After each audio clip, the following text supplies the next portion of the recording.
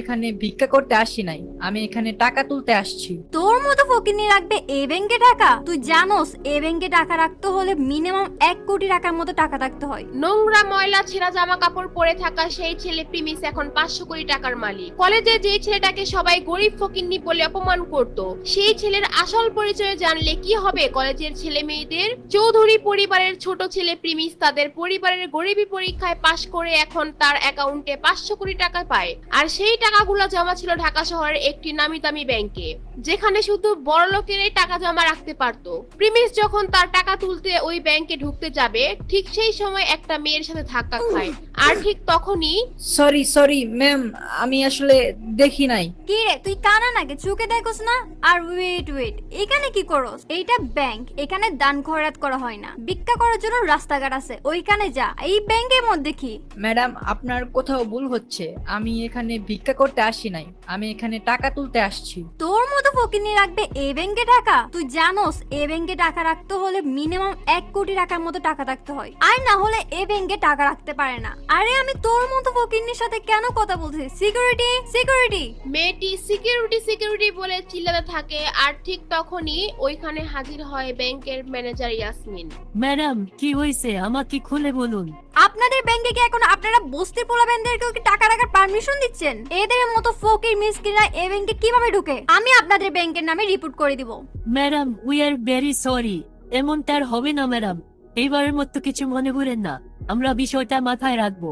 ব্যাংকের ম্যানেজার কোনো কিছু না জিজ্ঞেস করেই মেয়েটিকে সরি বলে, কারণ মেয়েটি ছিল একটি প্রভাবশালী ব্যক্তির মেয়ে। এই ব্যাংকে তাদের অনেক লেনদেন হয়, তাই কিছু না জিজ্ঞেস করেই সে মেয়েটিকে সরি বলে এবং তাকে গাড়ি পর্যন্ত পৌঁছে দিতে যায়। আর এইদিকে প্রিমিস ঢুকে পড়ে ব্যাংকের মধ্যে। ব্যাংকে ঢুকে সে এদিক সেদিক ঘুরতে থাকে। সে আগে কখনো ব্যাংকে আসেনি, তাই সে কিছুই বুঝে উঠতে পারে না। আর এইদিকে ব্যাংকের ম্যানেজার ইয়াসমিন ব্যাংকে ঢুকে প্রিমিসকে খুঁজে থাকে তাকে বের করে দেওয়ার জন্য।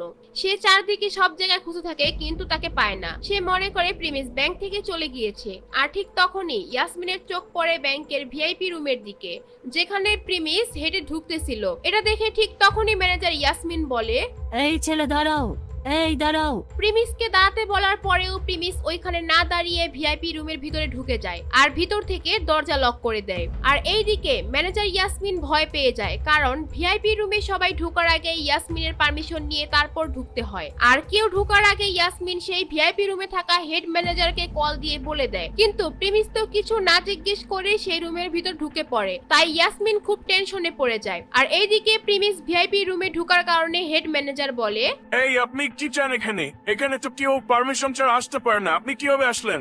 আমি আমার টাকা তুলতে আসছি এখানে। আপনি টাকা তুলতে আসছেন, আপনার কাছে কোনো চেক বই আছে?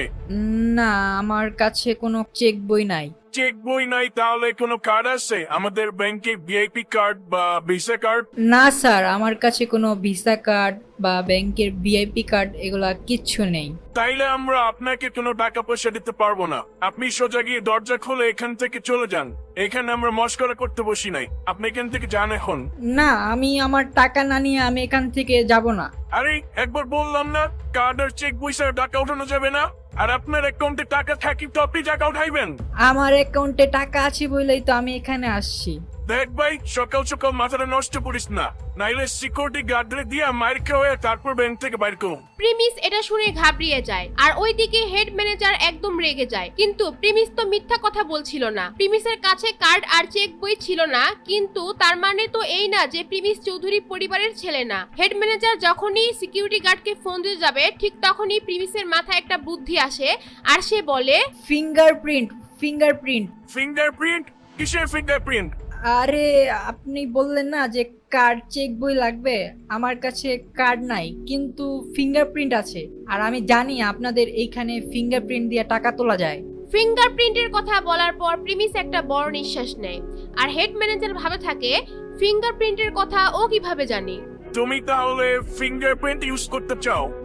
হ্যাঁ, আমি ফিঙ্গারপ্রিন্ট ব্যবহার করতে চাই। হেড ম্যানেজার এটা শোনার পর আরো কনফিউজড হয়ে যায় আর ভাবে ওকে একটা চান্স দেওয়া যায়। আর তারপর ম্যানেজার ফিঙ্গারপ্রিন্টের মেশিন টেবিলের উপর রেখে বলে, এই ছেলে, এখানে ফিঙ্গারপ্রিন্টের মেশিন রাখা আছে, চুপচাপ তুমি মেশিনের মধ্যে তোমার হাতের আঙুলটা বসাও। তারপর প্রিমিস তার হাতের আঙুল ওই মেশিনের মধ্যে চাপ দিয়ে ধরে রাখে। কিছুক্ষণ পর মেশিনে দেখা যায় তার ফিঙ্গারপ্রিন্ট ম্যাচ করছে না। তোমার হাতের ফিঙ্গারপ্রিন্ট ম্যাচ করতেছে না। দেখছো, আমি তোমাকে আগেই বলছিলাম এই ব্যাংকে তোমার কোনো অ্যাকাউন্ট নাই। এটা বলার পর ম্যানেজার প্রিমিসের দিকে এমন ভাবে তাকিয়ে থাকে যেন প্রিমিস কোনো বড় অপরাধী। এরপর ম্যানেজার ভাবে প্রিমিস হয়তো বড় কোনো ক্রিমিনাল হতে পারে, হয়তো তার পকেটে কোনো অস্ত্র থাকতে পারে। এটা ভেবে সে তার পকেট থেকে ফোন বের করে পুলিশকে ফোন দেওয়ার জন্য 999-এ কল দিতে যাবে। সেটা দেখে প্রিমিস একদম ঘাবড়িয়ে যায়। 500 কোটি টাকার মেসেজ দেখে খুশিতে তো ব্যাংকের মধ্যে চলে এসে পড়ে, কিন্তু সে বুঝে নাই যে সে এখানে এসে এত বড় একটা সমস্যায় ফেসে যাবে। তো তারপর কি হবে? প্রিমিস কি হেড ম্যানেজারকে পুলিশকে ফোন দেওয়া থেকে থামাতে পারবে?